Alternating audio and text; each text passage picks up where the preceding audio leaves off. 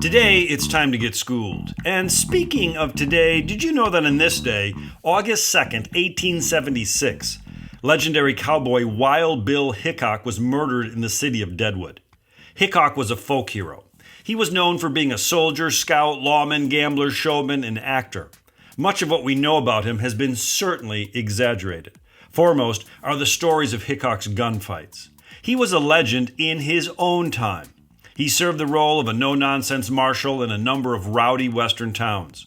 What we do know is that on August 1st, 1876, a local drunk named Jack McCall lost to Hickok in a game of poker. McCall was insulted when Hickok offered to pay for his breakfast.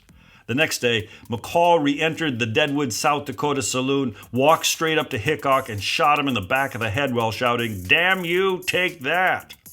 McCall was found guilty and sentenced to death.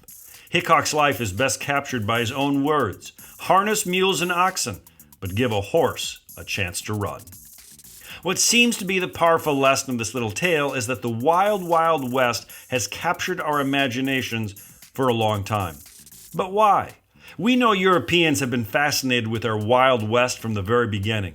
Native Americans were brought to England by the first explorers back in 1584. Later, Pocahontas visited, a visit that included the king and queen.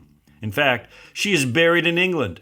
Numerous traveling Western shows visited Europe, none bigger than Buffalo Bill's Wild West show in 1887. Later, it returned to the Paris Exposition in 1889, attended by 32 million people. Numerous copycat Wild West shows visited Europe with great fanfare. These great stories and myths were later immortalized in popular movies and books.